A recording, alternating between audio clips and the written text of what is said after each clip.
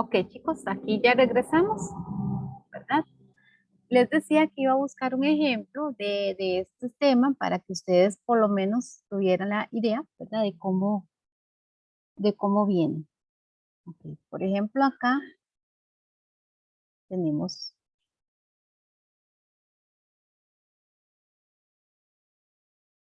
ahí todavía están entrando otros compañeros.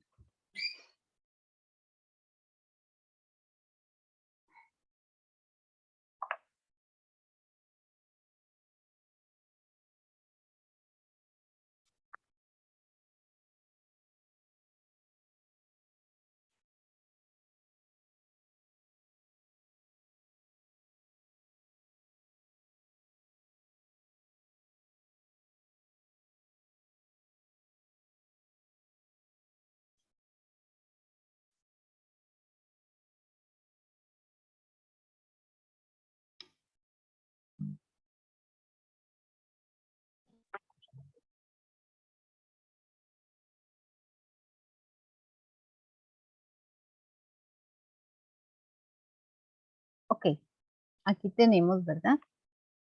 Solamente una preguntita. ¿Ustedes todos tienen clase los lunes después de esta? Yo sí, profe, Sí, inglés. profe, inglés. Ok, ujú, está bien. Ok, es como para valorar si en algún momento nos hace falta tiempo y dar como un poquito más extensa la clase o algo así, ¿verdad? Siempre valoro como esa opción, porque si son en bachillerato son muchos temas. Algunos no tienen, pero otros sí, ¿verdad? Entonces ahí ya no podríamos, ¿verdad? Porque tiene que ser en acuerdo de todos. Pero no importa, yo pienso que sí salimos. Yo lo que hice fue ir metiendo por fechas, ¿verdad? Entonces, como para no detenernos mucho al principio y luego correr mucho, ¿verdad? Pero sí nos desfavorece que hay varios lunes feriados en este. Entonces, creo que para ver, el 25 es feriado y hay otro más, pero también podríamos valorarlo. Si ustedes quisieran hacer la clase, por mí no hay ningún problema, ¿verdad? Para no atrasarnos, ¿verdad? También podremos valorarlo en esa parte, ¿verdad? Pero ya llegado el momento, ahí lo valoramos. Ok, vamos a ver este enunciado, ¿verdad? Que es con este tema. Dice, lea los siguientes fragmentos.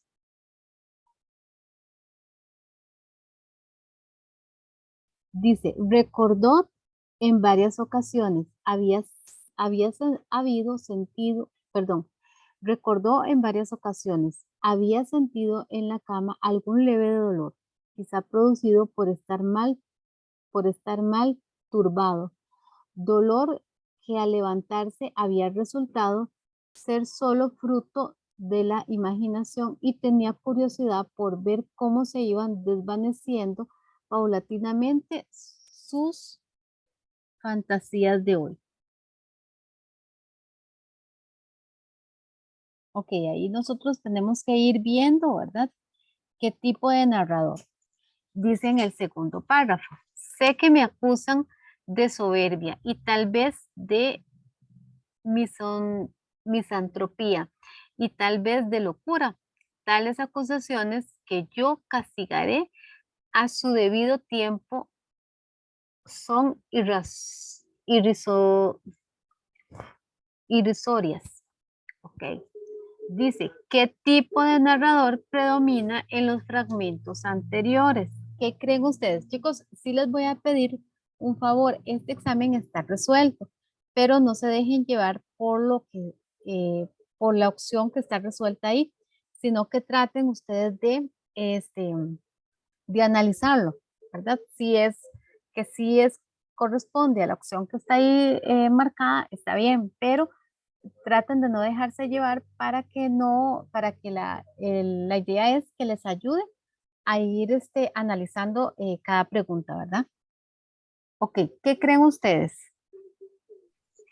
Profe, la primera habla sobre eh, sensaciones o sentimientos que tuvo una persona. Ujú, Y entonces sería omnisciente, ¿verdad? Porque sabe el pensar o el sentir de esa persona. ajá, Y la segunda, pues hablan en primer persona, ¿verdad? ujú, Porque habla de que me acusan, entonces sería exactamente. protagonista. Ujú, exacto. Muy bien, excelente. Entonces sería opción, La C. ajá, exactamente. Está bien marcado ¿verdad? Entonces, es importante como lo hizo la compañera, ¿verdad? Que fue analizando cada texto y luego respondió para no dejarnos llevar, ¿verdad? Para que nos favorezca el examen. Obviamente, la mayoría de exámenes van a estar resueltos porque son exámenes de compañeros que han hecho anteriormente las convocatorias. Ok, excelente. Ok, ¿cómo les fue a los demás? ¿Les costó? ¿Lo vieron fácil? ¿Tuvieron dificultad? Fácil. ¿Cómo? Fácil. Fácil, ok. Ujú.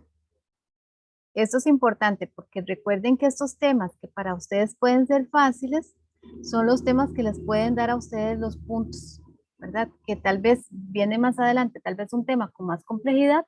Entonces ahí dice, ay, puchica, este me cuesta un poquito más, pero entonces también enfoquémonos en estos que no son tan dificultosos para que hagamos como un complemento, ¿verdad? El que me cuesta un poquito, uno dice, bueno, vienen dos, tres preguntas, por dos preguntas no me voy a quedar. Entonces refuerzo el que tengo mayor facilidad, ¿verdad? Eso son como técnicas que uno tiene que ir usando, chicos, sobre todo ustedes que ya son personas adultas, que trabajan y demás, pues a veces uno entiende que es difícil dar como el 100%, porque ya tienen otras responsabilidades, pero son como técnicas, ¿verdad? Que si yo digo, bueno, el tema del verbo se me dificultó de una manera terrible que no lo entendí, pudo haber sido la profesora que tal vez no utilizó la metodología correcta o simplemente a mí no me funcionó el tema, no lo entendí. Entonces, ¿qué hago? Ok, me sitúo en todos los demás temas. ¿Por qué? Porque yo digo, bueno, yo me voy a la tabla de especificaciones que ustedes ya la tienen, yo digo, del verbo van a venir dos o tres preguntas, pero por dos o tres preguntas yo no me voy a quedar. ¿Verdad? Las podría perder. Entonces, para no frustrarme en un solo tema que definitivamente no lo entendí ni para atrás ni para adelante y dejé de lado los que sí entendía, ¿verdad? Entonces, una técnica, chicos, es irme a todos los demás temas y decir, y por supuesto, sí repasar ese que me está costando, ¿verdad? Pero irme y afilar todos los demás temas. Y yo digo, voy bien afilado con todos los demás temas, es solamente uno el que me tambaleo. Ok, yo digo, bueno, por tiempo no lo estudié. Entonces yo voy a marcarlo, no dejar nada sin marcar, muy importante eso. Lo de marque con X, nada se deja sin marcar. Si no la sé, igual la marco, porque puede que bateando la pegue, ¿verdad? Y me la gane, o puede ser inclusive que esa venga pelable, entonces igual la marqué, igual me la están dando, ¿verdad? O que efectivamente sí la pegue, ¿verdad? Bateándola. Entonces, no dejar nada sin marcar y irme a los temas que sí estoy entendiendo completamente y dejar un único tema que se me está dificultando, no frustrarme, no cansarme mentalmente, porque a veces lo que pasa es que uno se cansa mentalmente, llega agotado porque me senté en un tema, me frustré, no lo entendí y a lo mejor después del examen, mira, no es que fácil que era, ¿verdad? Por tensión y demás, entonces eso es como una de las recomendaciones para que ustedes no se desgasten en un tema y dejen lo demás de lado, sino al contrario, se me dificultó un tema, son 2 o 3 preguntitas, a veces puede ser hasta una nada más la que viene de ese tema, me voy a todo lo demás que se me hace más fácil, repaso todo lo demás y no me frustro y ni me canso mentalmente. Es como una recomendación. Voy a hacer esta que viene acá, que dice, me hallaba ahora en el 23º año de mi residencia en aquella isla y estaba tan familiarizado con el lugar y con aquella manera de vivir que si hubiera tenido la certeza de que los salvajes no iban a venir a importunarme, me hubiera sentido satisfecho de capitular y resignarme a pasar allí el resto de mi vida hasta el último momento, hasta que me tendieran a morir, como el viejo macho como el viejo macho cabrío en la cueva. También disponía de algunas diversiones y entretenimientos que hacían que mi tiempo transcurriera más agradablemente que antes.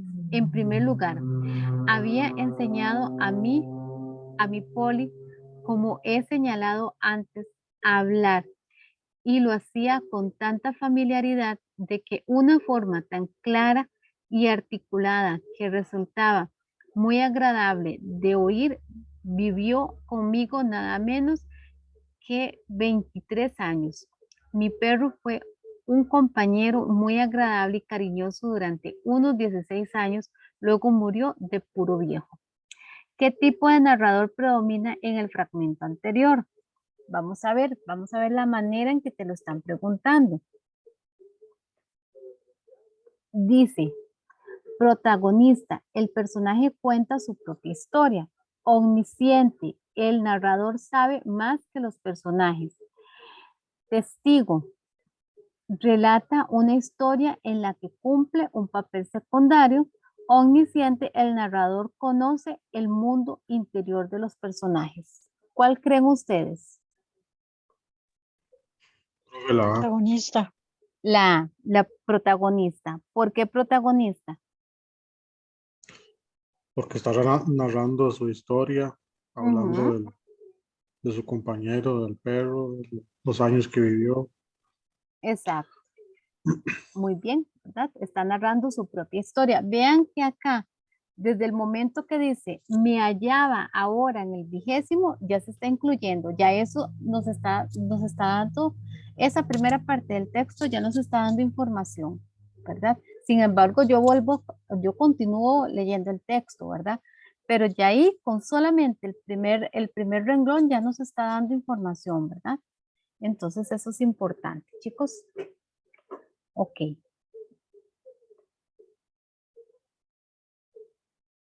Ok. Bueno, eso lo tenemos en cuanto a los 3 narradores.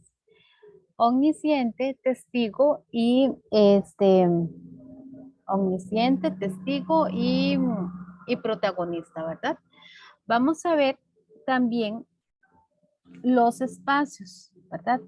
Mundo mostrado en la narrativa según los espacios. Recordemos que cada texto eh, tiene un espacio, ¿verdad? Ya sea físico, religioso, ético, educativo, político, psicológico, laboral, ¿verdad?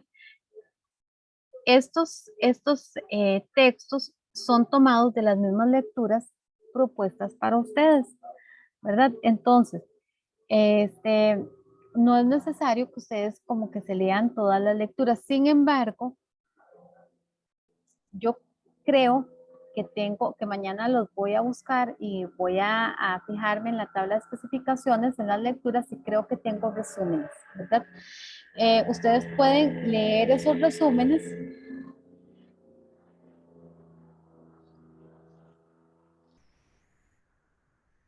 para que les ayude a situarse. Sin embargo,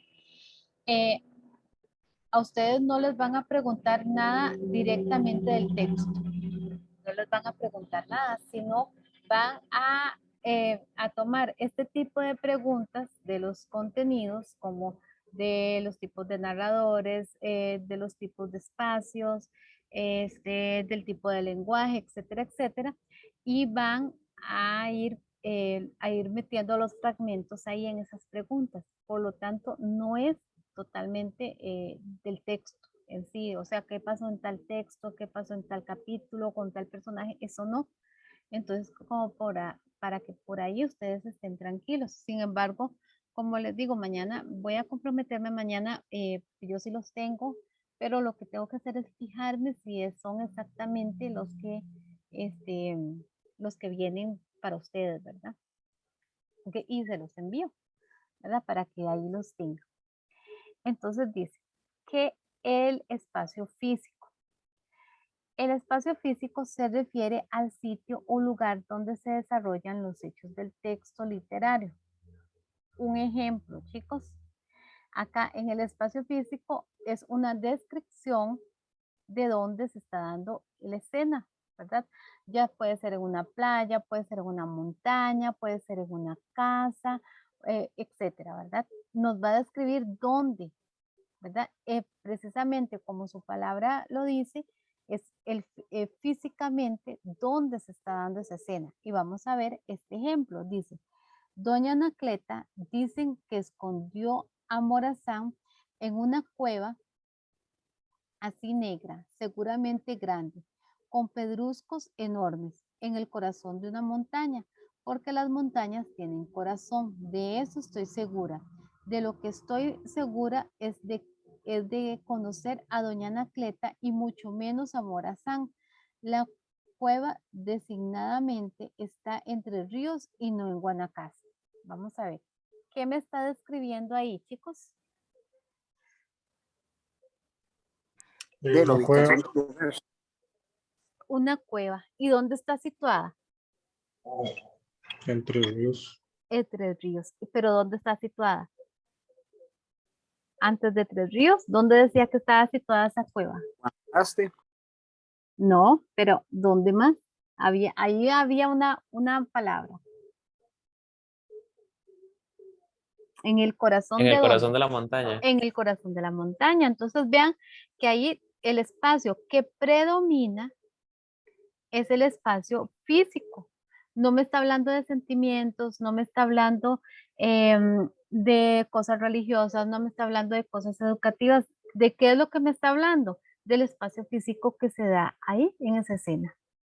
Entonces, por lo tanto, si a mí me preguntan, me ponen ese tema, ese texto y me preguntan cuál espacio predomina en el texto anterior, por supuesto que el espacio es físico, ¿verdad? Porque es lo que me está describiendo. Vamos a ver qué pasa cuando nos piden el espacio religioso o cómo hago yo para identificar el espacio religioso. Dice que el espacio religioso puede trabajar atendiendo a las siguientes preguntas. ¿Se da este tema? ¿Es permanente a través de toda la obra? Ejemplo, ¿verdad? Ok, recuerden que el espacio religioso es cuando se habla efectivamente y evidentemente de cosas religiosas, por ejemplo, de sacerdotes, confesiones, frases religiosas, misas, rosarios, todo lo que tiene que ver con este tema, oración, ¿verdad? Predomina el espacio religioso y vamos a verlo en este ejemplo. Dice, todo empezó cuando nosotros, sí, padrecito, nosotros dos. Vean que ahí ya hay un sacerdote metido en el texto. Sor Emérita y la que le habla. Descubrimos que estaba poniendo muy raro. Sí, padrecito. Pésame, Dios mío, y me arrepiento. Vean que ahí le estamos hablando a un padre, ¿verdad? Y dice, ya está hablando de arrepentimiento. Arrepentimiento de todo corazón de haberte ofendido. Pésame por el infierno que merecí y por el cielo que perdí. Pero mucho más me pesa porque pecando ofendió a un Dios tan grande y tan bueno. Entonces vean, ¿qué elementos estamos utilizando? El padrecito, ¿verdad? Estamos utilizando una frase que tiene que ver con Dios. Pésame, Dios mío, me arrepiento.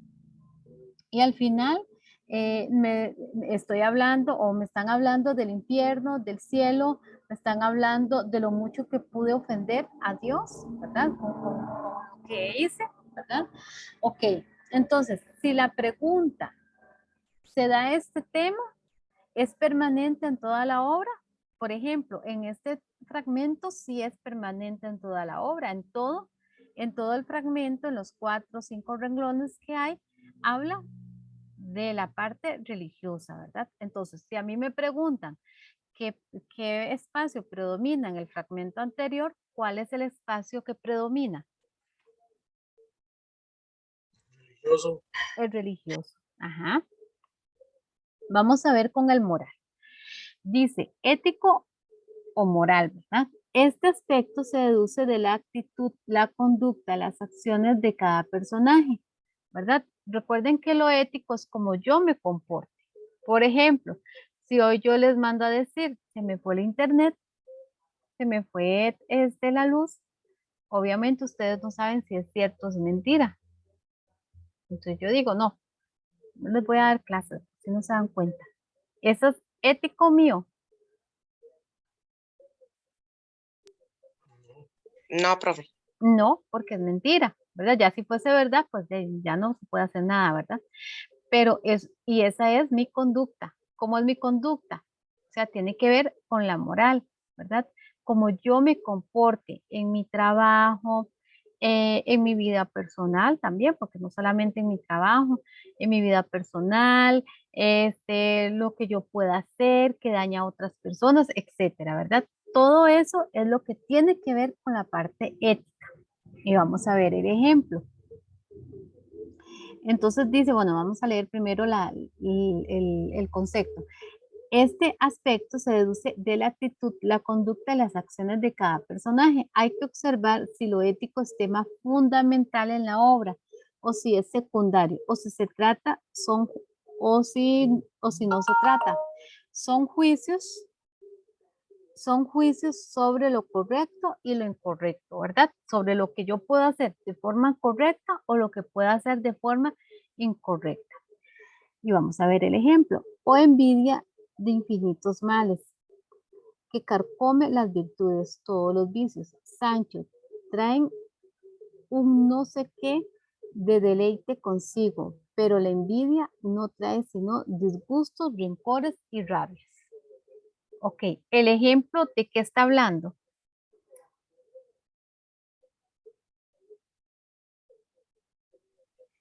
De la envidia. De la envidia, exactamente, está hablando de la envidia. Y por lo tanto, la envidia no es una conducta correcta, ¿verdad? Por ejemplo, bueno, en el instituto sí los compañeros no nos conocemos tanto porque como todos estamos virtual, o por lo menos la mayoría, pero por ejemplo en mi otro trabajo, en las mañanas, ¿verdad? Sí, sí nos vemos. Entonces, si por ejemplo yo veo que una compañera es súper empunchada, puntual con sus cosas y da la clase súper bonita, los chiquitos la quieren mucho y demás, entonces a mí me empieza a carcomer la envidia. Entonces, eso no es una acción correcta. ¿Por qué? Porque tal vez yo sienta en lo muy profundo que yo no estoy dando lo mismo que la otra compañera. ¿Qué debo hacer? Lo que sí es correcto es tomar las acciones positivas de ella y tomarlas y decir, yo también lo puedo hacer, pero no por envidia, sino porque yo quiero mejorar mi trabajo, ¿verdad? Eso sí está bien, ¿verdad? Sino que yo tome la acción de otra compañera buena como ejemplo, yo diga, mira, yo puedo llegar a ser como ella. ¿Por qué? Porque no es tan difícil ser puntual, no es tan difícil buscar material para los chiquitos, no es tan difícil lo que ella hace, que es relativamente lo que a todos nos piden, ¿verdad? Lo que todos deberíamos de hacer. Entonces, ahí sí está bien, ¿verdad? Pero si yo lo empiezo a hacer envidia por envidia, entonces yo no empiezo a imitarla, sino empiezo a tratar de perjudicarla, ¿verdad? Entonces ahí sí son acciones incorrectas y ahí va en lo ético, en lo moral, en mis conductas que no son correctas, ¿verdad? Ok, vamos a ver la parte educativa. La parte educativa dice en este apartado, podríamos plantear las siguientes interrogantes. ¿Qué nivel académico tienen los personajes? ¿Verdad? Es muy importante ver la forma en que se expresan, el tipo de lenguaje. Por ejemplo, ahorita en uno de los ejemplos que yo les di de los otros temas, ¿verdad? Decía ñor, no sé qué, ¿verdad? Entonces ahí ya uno ve que el tipo de lenguaje no va muy acorde con un nivel académico muy alto. Entonces ya ahí podríamos empezar a ver, ¿verdad? ¿Qué nivel académico tiene el personaje, ¿verdad? ¿Cuál es el ambiente cultural que predomina en el texto? ¿Verdad? ¿Qué tipo de ambiente cultural? Si aparece algún tipo de universidad o de centro educativo dentro del texto, se mencionan títulos académicos, se menciona algún tipo de estudio dentro del texto o personajes que están estudiando, personajes que visitan eh, eh, ciertos instituciones, ¿verdad? Entonces todo esto hay que tomarlo en cuenta. Y chicos, muy importante, que predomine el espacio, ¿verdad? O sea, que el espacio esté dentro del texto, en todo el texto, ¿verdad? Dice, no me interesa lo que un hombre pueda transmitir a otros. Como el filósofo, pienso que nada es comunicable por el arte de la escritura. Las enojosas y triviales minucias no tienen cabida en mi espíritu, que está capacitado para lo grande. Jamás he retenido la diferencia entre una letra y otra. Cierta impaciencia generosa no ha consentido que yo aprendiera a leer. Entonces, ¿qué me está diciendo en el texto?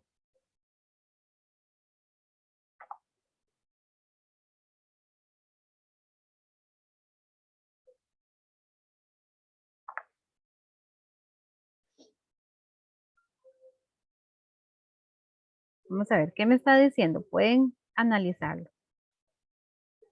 ¿Por qué?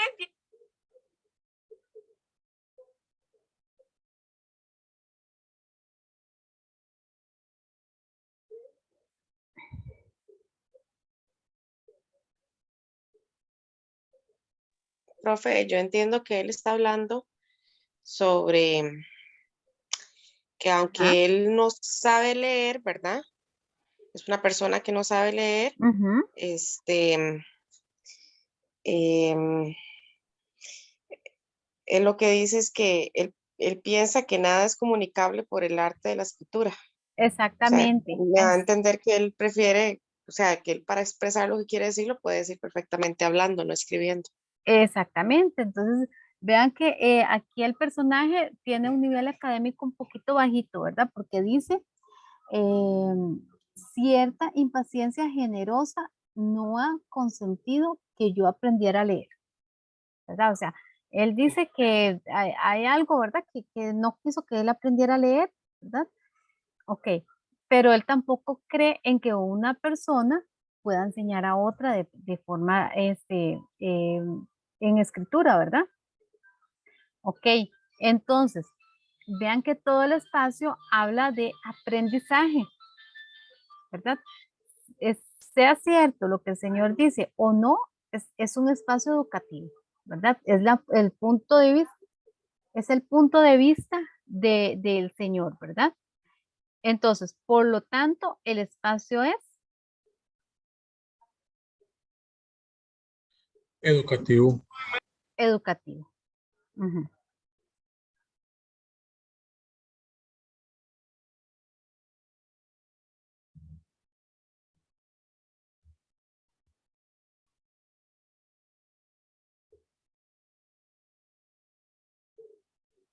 Ok, continuamos con el siguiente. Dice espacio político. Señala la tendencia política. Regáleme un segundito.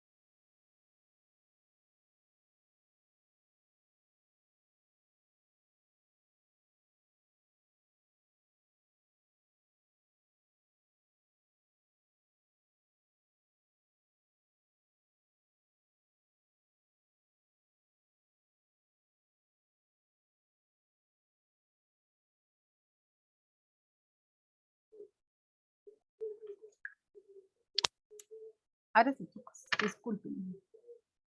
Ok. Ahora sí.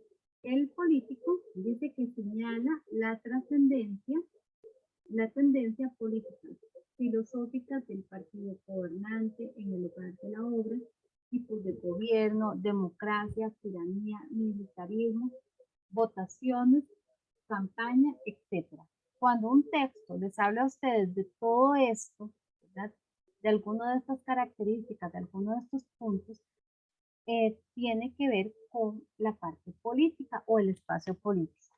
Dice, abandoné el rancho y pocos minutos después estaba examinando el lugar en que se iban a efectuar las famosas elecciones de Talamanca. Entonces vean que el texto habla completamente de las elecciones que se van a efectuar. Entonces, por lo tanto, es un espacio político, ¿verdad? Si también habla de democracia, de cambios de gobierno, de votaciones, de todo lo que concierne este tema, son políticos, ¿verdad? Ok, vamos a ver hasta dónde nos da chancecito. Chicos, dice, espacio psicológico. Este espacio se refiere al mundo interior de los personajes.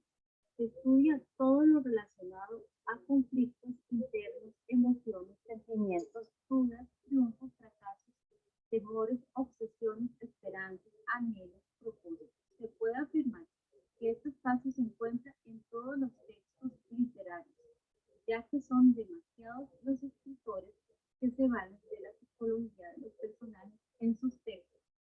Entonces, chicos, este es un espacio que la mayoría de textos lo va a tener.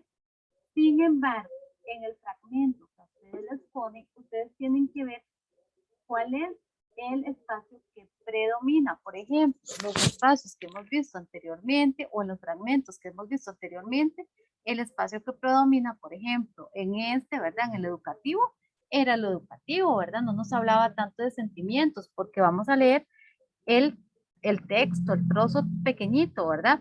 Igual puede ser que en el resto de la obra, por supuesto, sí va en algún momento, va a hablar de sentimientos, va a hablar de emociones y demás, ¿verdad? Pero vamos a ver en el texto propiamente que nos están poniendo dentro del cuadernillo de examen, ¿verdad?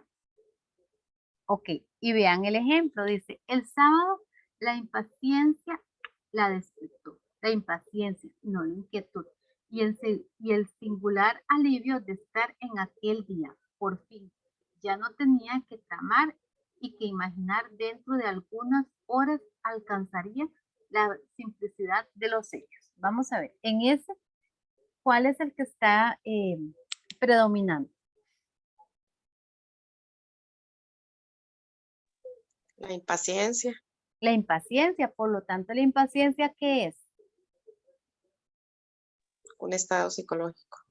Exactamente, es un estado psicológico. ¿Quién me habló? No era lo mismo procrastinarlo. Ajá, muy bien, ¿verdad? Entonces es un estado psicológico, por lo tanto, es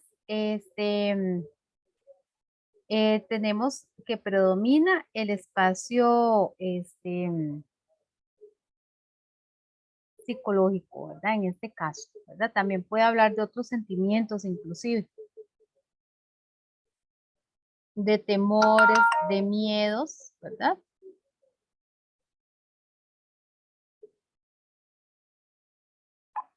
Y para mandar la asistencia, chicos. Aquí les estoy tomando que todos estén.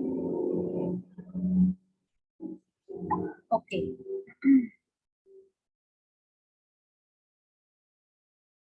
Muy bien. Y dice también la parte laboral, ¿verdad? La parte laboral igualmente, ¿verdad?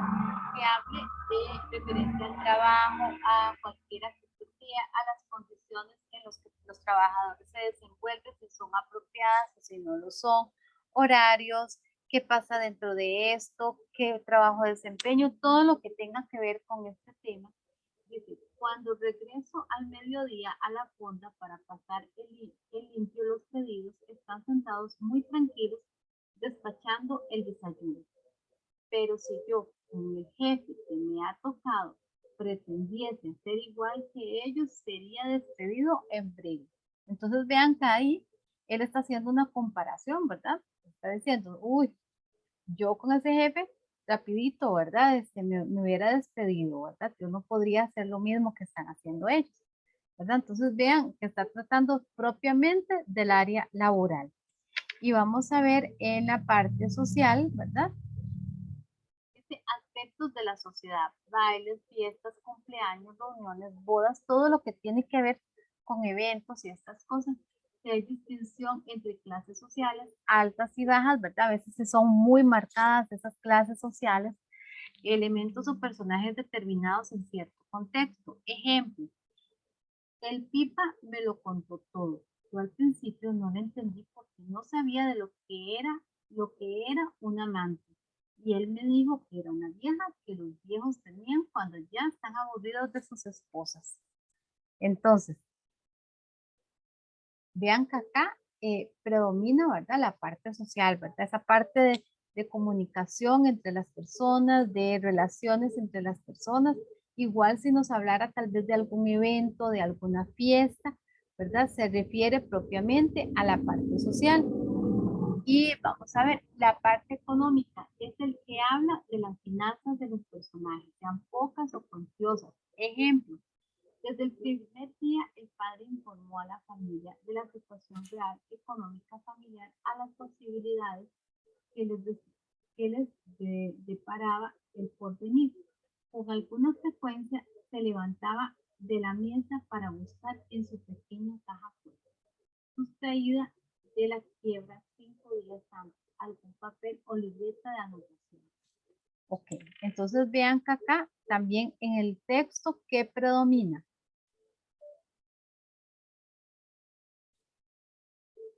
De la situación económica. La situación económica, efectivamente, ¿verdad? De la familia, que tal vez los ingresos